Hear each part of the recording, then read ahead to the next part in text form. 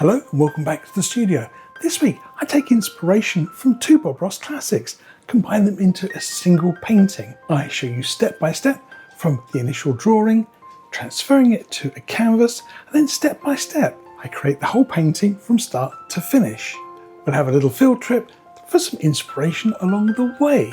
I cover as many of the little tips and tricks I can remember, and as many of the little happy accidents and escapes that I can include as well. So, if you're ready, let's get those brushes out and get painting. So this is the inspiration for this week's painting, and it's River's Peace, a Bob Ross classic of course. And this is book 23, a very old dog-eared copy, one that I've been looking at over many years. And I like that as a starting point. I'm not so keen on the colours though, they look a little bit on the dark side to me. I think I want something a bit brighter and a bit lighter. If you've watched any of my videos, you know that I don't like going in just sort of like gung-ho and hoping for the best, because 9 times out of 10 it doesn't quite work out.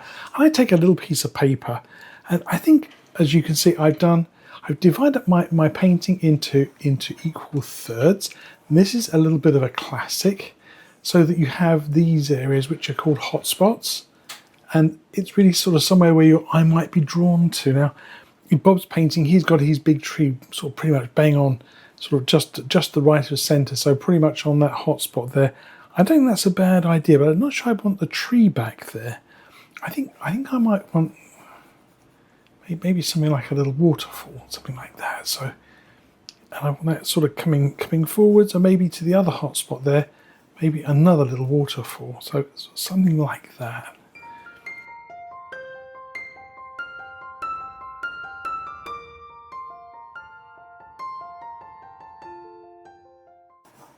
You see, so as I sort of play with the ideas and I kind of move things around in my painting, so the ideas grow. And that's really the whole idea of doing a little sketch. So this is all below the halfway mark. Okay, so it's well below, it's all in this lower sort of third, so it's really forward of us. Maybe another tree in here. Again, just planning out. I like Bob's big tree. I'm not so keen on the big roots though. They look a bit on the heavy side. So I'll do a little bit more tidying up on this, and then come back and see it in a second when I sort of rubbed a few things out, moved a few things around, and got things really sort of fixed in position.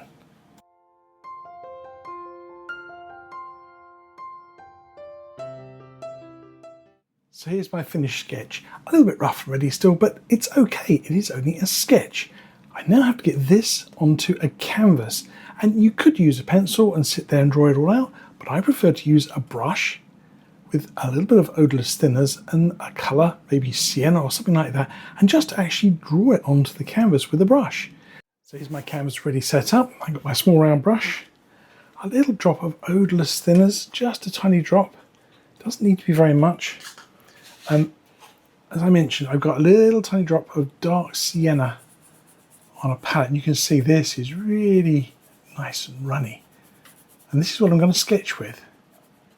Now, first things first, we'll do the same to my painting as we did to my little sketch. We'll sort of eyeball roughly thirds, so that's about equal thirds, give it, take a little bit. So this is going to be sort of summer into autumn. So this is why I picked a dark sienna colour. It's just that first sort of warm brown tones coming through. So again, a little bit of time lapse while I just sketch this on. Again, just using thinned out paint.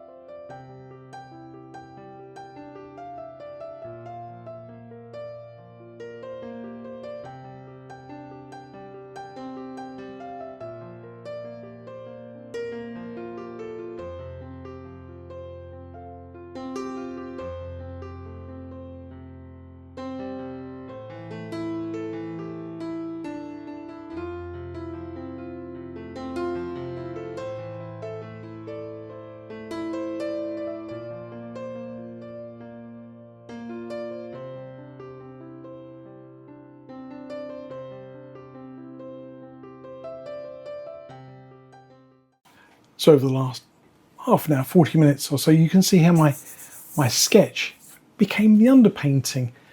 And take notice of how many little changes crept in where I wasn't sure about this. This has now become a nice bank off in the distance here.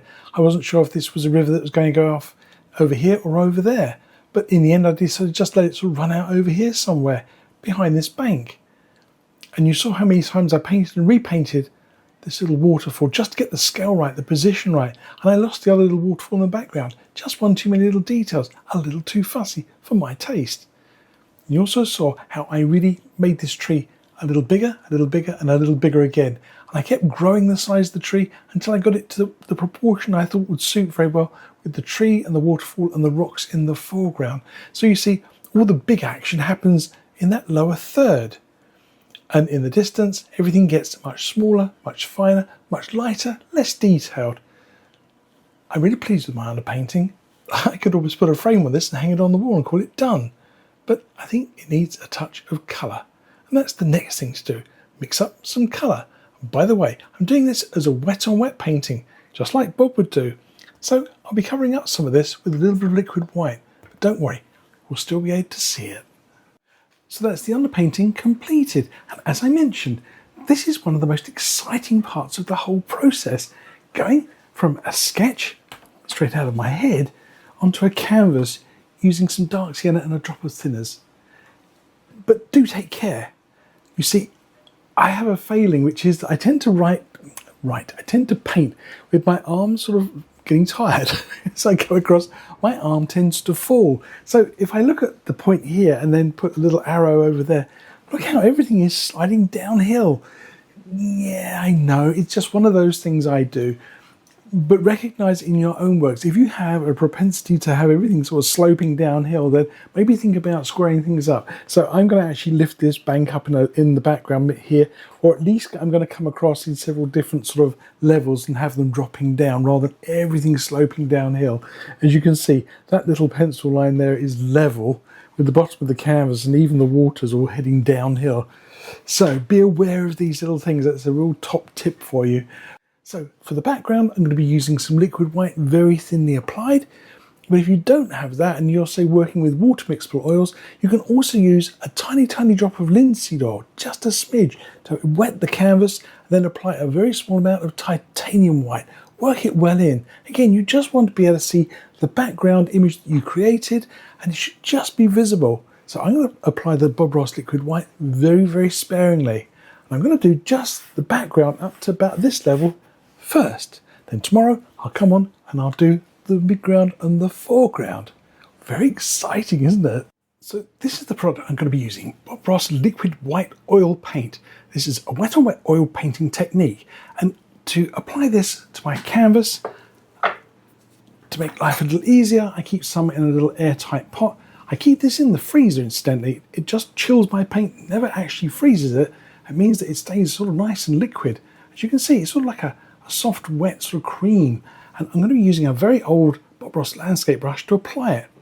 I have drawn a little bit of a pencil line in here very quickly. I just grabbed up a pencil and just sketched myself a line there to remind me that really I don't want it to all be going downhill. So that's just a quick visual for me. And as I say, I just want to apply a small amount of this to my background.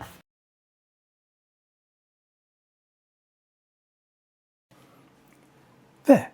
Now, don't forget, apply a thin even coat, then I use my fingerprints to see how much I've got on there. I want to see a nice fingerprint. I don't want to see like a great big blob of white. Now my last fingerprint was down here.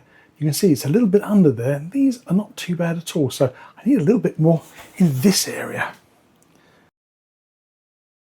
Now, check that again. Draw my fingerprint. There, perfect. That's what we're looking for. Now, let's put out some colour on a palette.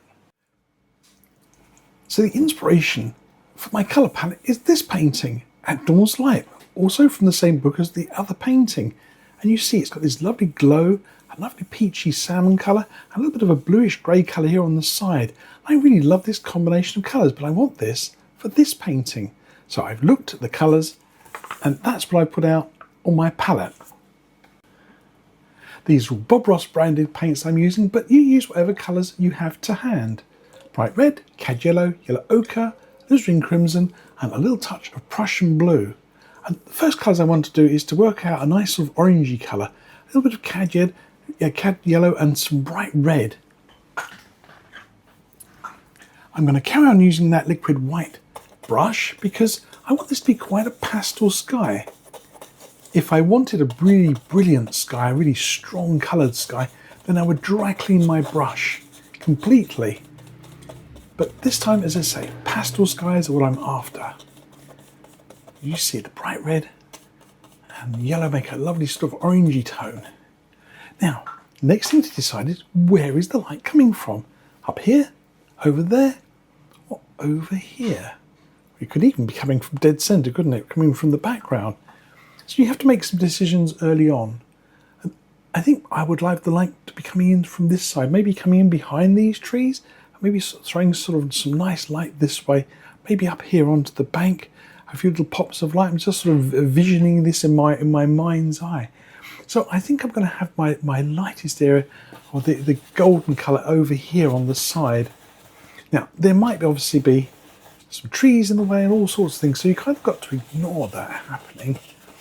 And just to imagine where you think the beautiful warm light will be coming from. And I might put a little touch more of that cad yellow on the edge there. Make sure you carry a colour right to the very edge of the painting. Now, without cleaning my brush, I'm going to go straight into some yellow ochre. Cad yellow, yeah, it's a little yellow ochre, a little bit of a warmish colour. Sort of a band of colour. It's a little bit warmer, a little bit heavier colour.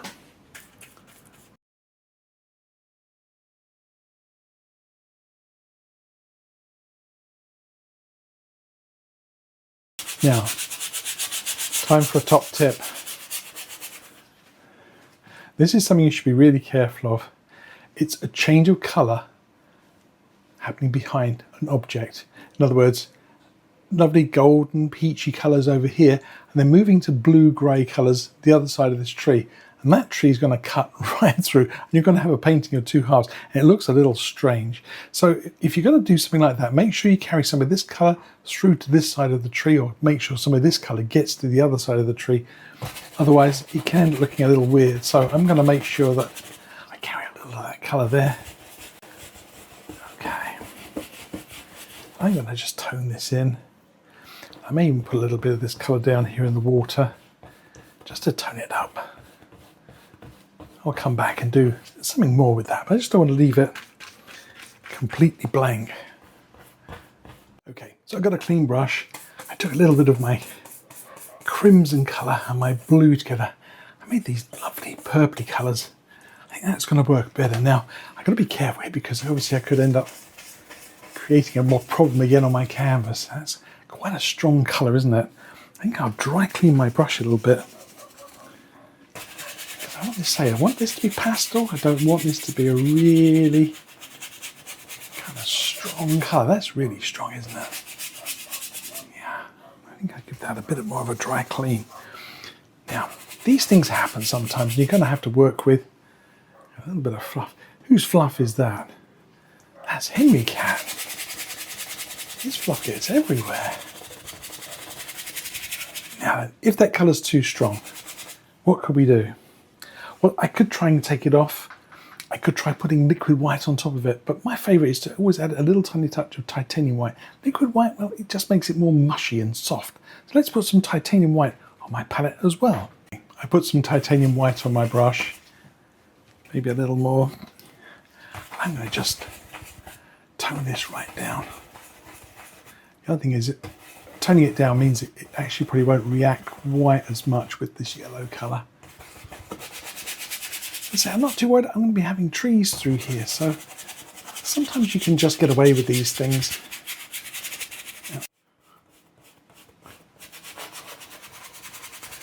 Now, as I do this, one thing I'm going to do is I'm going to stand back and look at my painting from the other side of the room.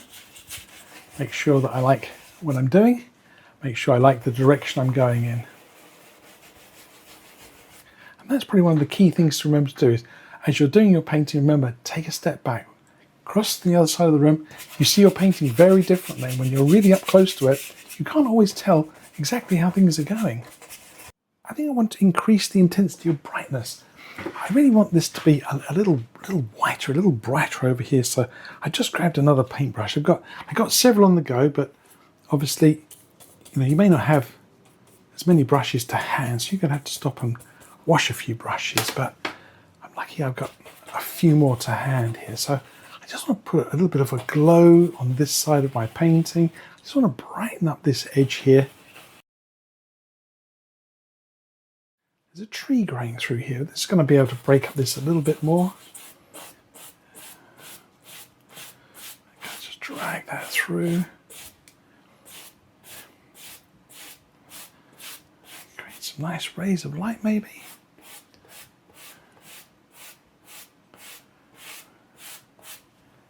See, even at this stage you can have fun designing your paintings.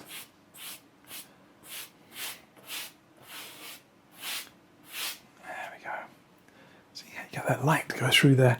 That looks kind of cool, doesn't it?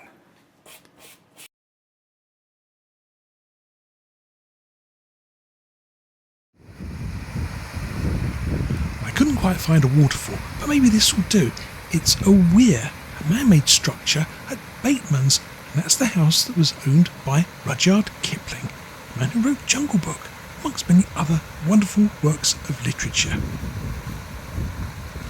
It was a smashing spring day, beautiful and bright, and there were lots and lots of lovely painting opportunities. So I've got some more footage for another video.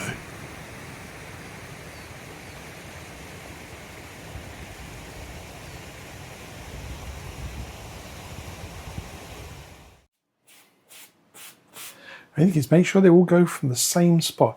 Don't have them kind of spreading out too much. You've got to kind of have them as though they look like they're coming from infinity. In other words, coming from off the edge of the canvas from a very long way away. Now, will these still be here in the finished painting? I don't know, but I like the look of it. Okay, right, time to do another stand back, maybe another cup of tea, I think. The first top tip I'm going to give you is about how much paint is actually on my canvas. You see, if I touch my canvas, just run my finger across it, there's barely any paint on here. There's a very, very thin coat of liquid white, and there's very little colour. There's enough, though, to do the job. But my canvas isn't running with paint. And I think this is one of the biggest tips I can give you, is not to overload your canvas with paint before you actually get going with the painting. I think many people run into a problem of mud mixing by just having too much liquid white and then piling on too much colour on top. And then you try and put a cloud on top of it, and well, it all gets churned up. Or you try and paint a nice tree, but all the paint underneath just lifts off because there's so much of it.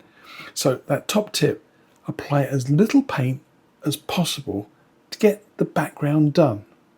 Speaking of backgrounds, it's time we put in some background trees. And for this, I want some nice soft pastel tones. I think this lavender colour works quite well, and I'll use some varieties of that. Of course, there's going to be some more trees and bushes around here, but I'm talking about probably this area of my painting, way back in the distance. So let's mix up some colour.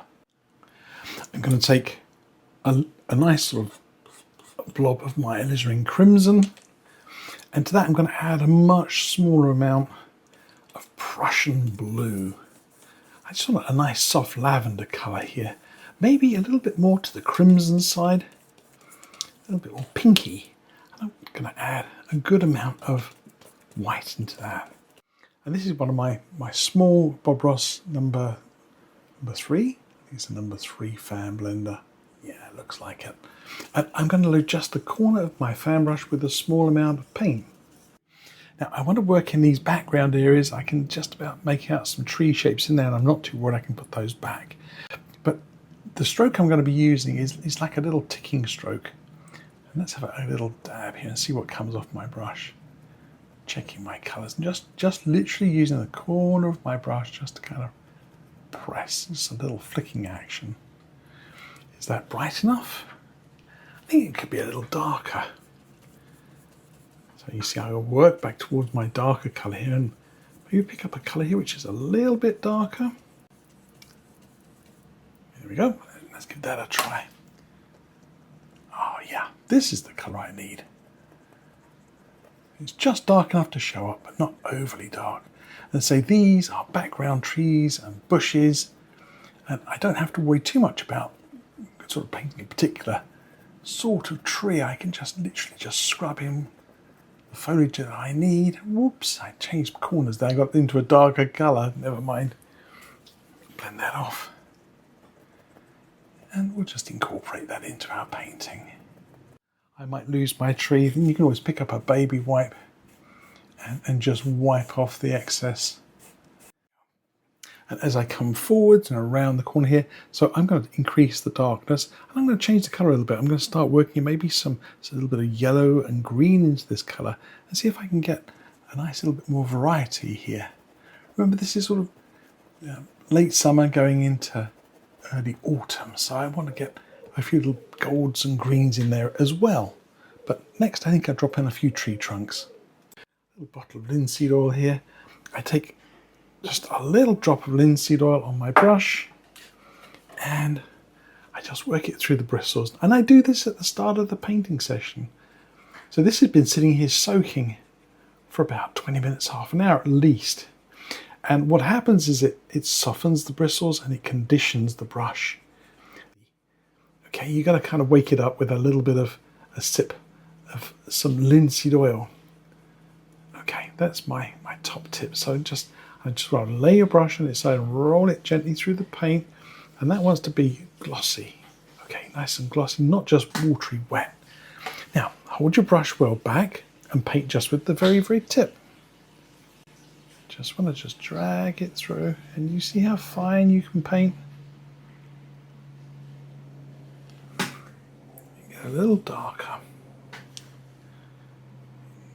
You can paint the finest hair-like branches with this brush if you give it a little sip of some linseed oil. If you don't have any of that, you want to get yourself some. That's the answer.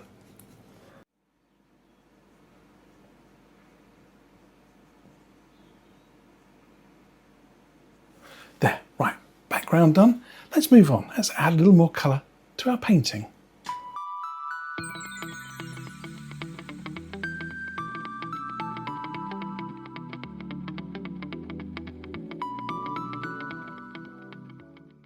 My painting. Now you see there's lots of holes in here. I didn't leave them by accident. I left them by design because I wanted to come in here and just work in a little bit of this nice light green colour without mixing a lot of mud. There we go, sort of nice sort of purple grey. And if you want to underpaint this a little darker, you can do. So if you want a little more shadow at the base of these bushes here, so it's not, otherwise they look like they're kind of floating, don't they? We can just put a little bit of that in. You learn how these colour combinations work. Then keep a little colour chart of all the colours you've used. And you see, I'm going to go darker. I'm going to start working away from that greyish colour there. I'm going to start working in some nice lavender tones.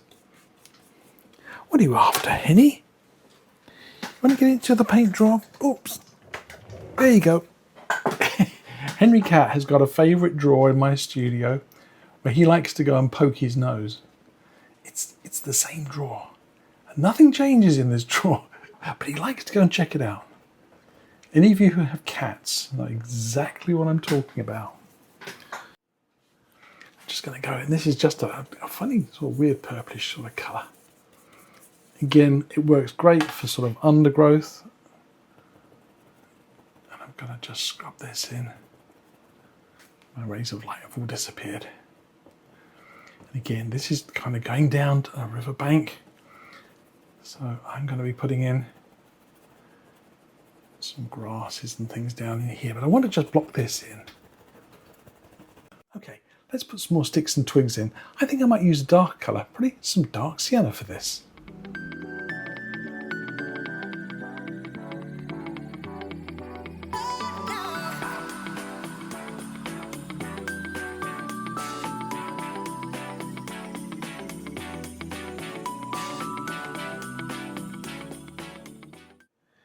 As they come in, they're going to get a little bigger, a little bolder, and a little stronger. They're going to come forwards on another riverbank. So if you imagine if I wiggle that line through there, if I did that.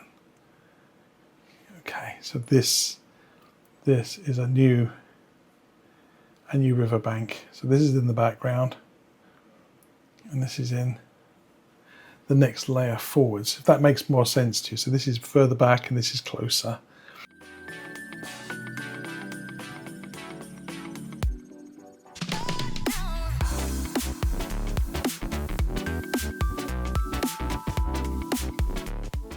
So in that last little sequence there, I dropped in these couple of trees. You might see there, you can still see some of the background trees that I put in the original underpainting, and they're still there. I haven't covered them up. In fact, I want to keep them there. They're sort of like little ghosty images, and they're further back in my painting. So all that work we did in the background that I've partially covered up is still there.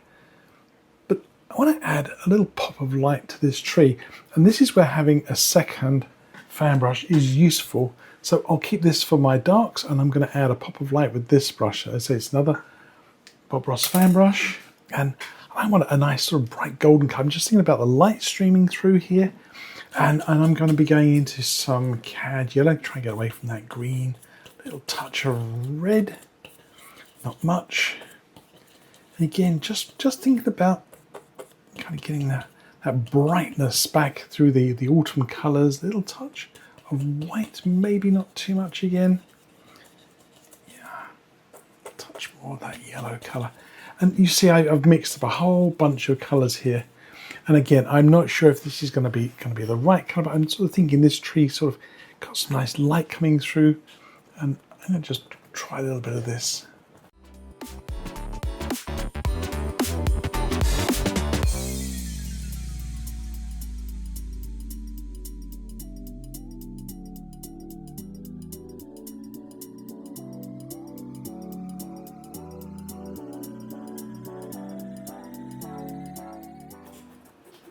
I think I've just come across the colour I'm really looking for. It's got enough kind of depth of colour.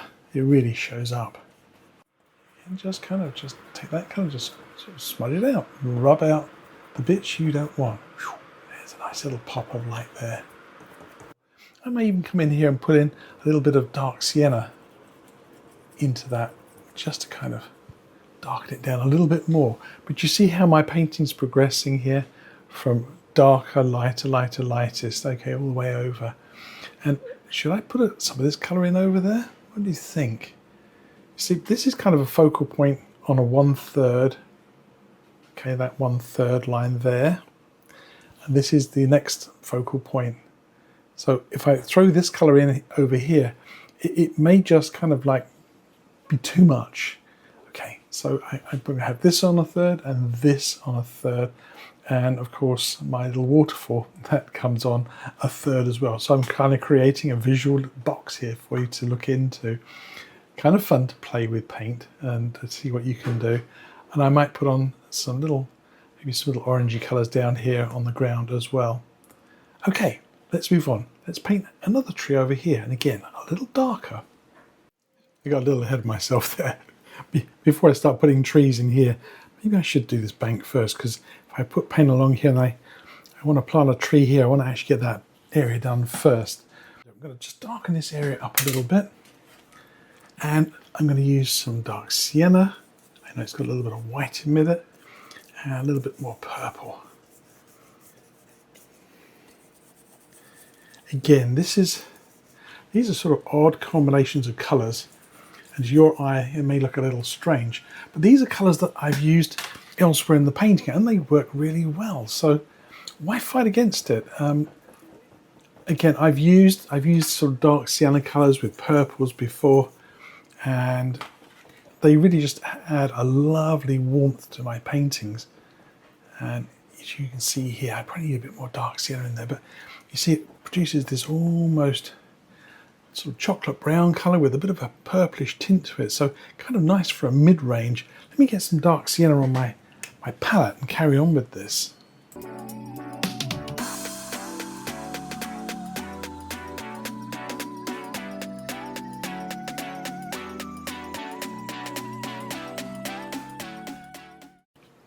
Okay, if I add green into there, I might do it later on. I might just leave this to sit and be, and I'll drop in a bit of a shadow and a bit of a waterline here too. Just drag down a little bit of colour. I've got my 1-inch brush. So I'll just give that a really good dry clean there. Just going to drag a little bit of that colour down there from the background. That paint, as I say, there is not a lot of paint on my painting here. It's really kind of very, very little paint there. So there's not a lot to drag down. And as I just applied this colour, there's going to be a little more here to drag down. Again, this is a classic sort of Bob Ross technique to go in, press and pull down. There we go. Give you a little wiggle. As it kind of cuts into the paint a little bit. It kind of gives you a nice little line. There we go. And I can drop in a little waterline there.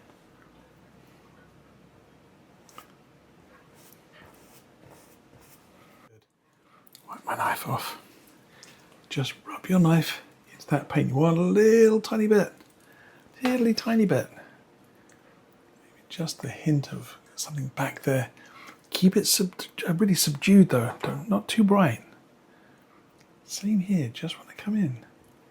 And I'm looking at my pencil line there, that's pretty level. And I'm going to try and stick with that. And kind of come down a little bit, maybe just to look at that.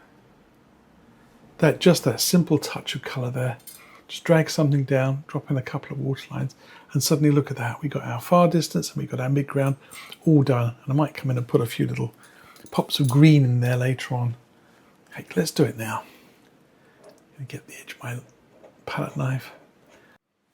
Again, you just have to add in small touches of colour. I don't need to get too carried away.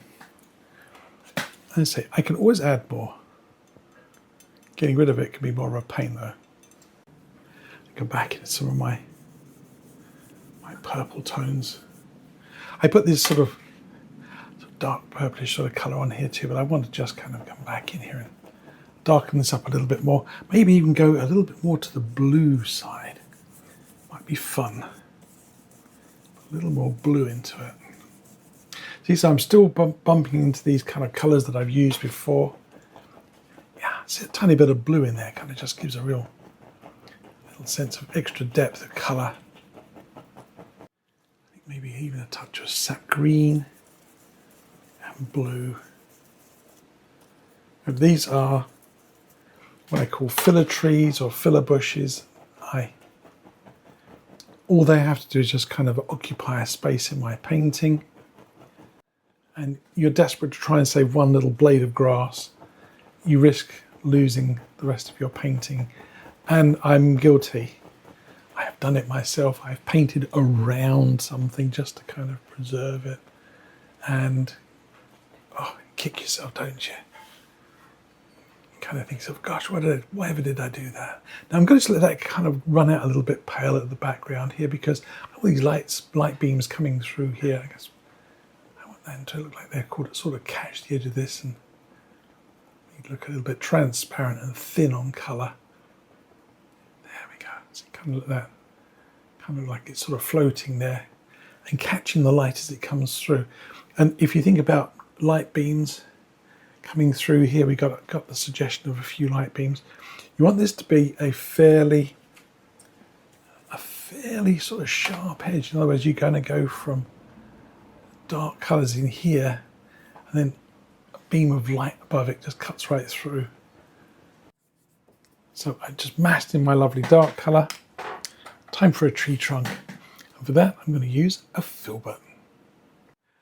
Okay, I've put out some Van Dyke brown on my palette. And I'm going to use my filbert brush. I'm going to block myself in a nice tree. Bigger than that tree. It's going to come right through. It's actually going to go off the very top. And it's going to come through to there. Just kind of get the line about right. I kind of got my ghost tree in the background there. And that's just about where I want this to be.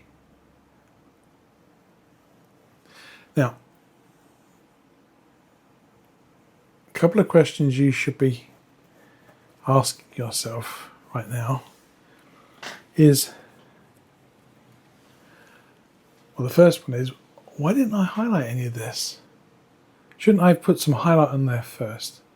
And that's a very good question. The answer is I deliberately don't want to highlight that because I want to put some highlight on this tree here and maybe another tree as well. And if I put lots of bright highlight on that bush in the background and then I try and paint a tree on top and I'm trying to highlight that, then it's all going to end up as a big fight.